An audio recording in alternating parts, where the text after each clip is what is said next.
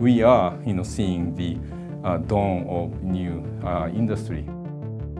So it's not just for gamers, but it's also for literally everybody who is connected to the PlayStation brand. The thing we want to do more than anything else is get people to forget that they're in VR. It's really like a lot of different possibilities for gameplay exploration that hasn't really been explored yet.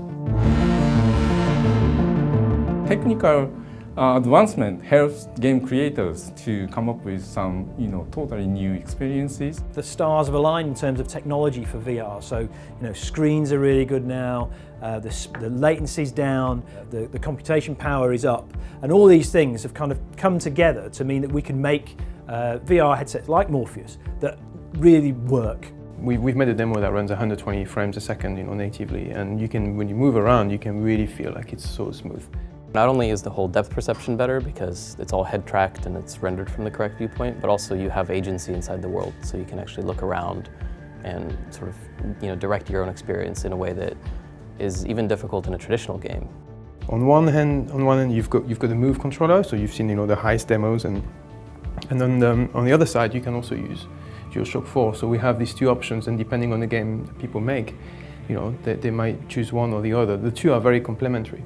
The next generation that we showed earlier this year, just even better. I mean, a brilliant screen. It's very comfortable.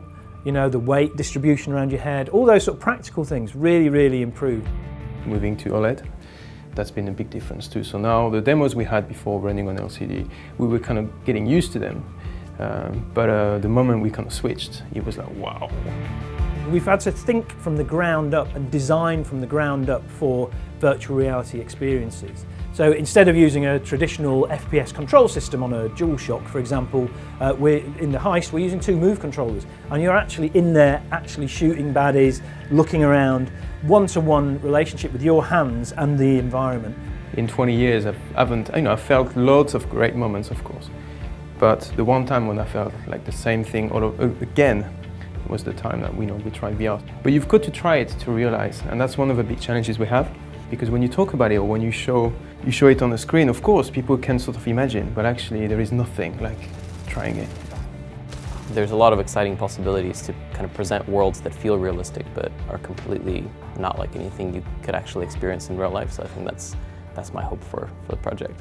Innovation's in the DNA of PlayStation. If we just stood still, I think half the people wouldn't be here. They're here because they love innovating, finding new experiences.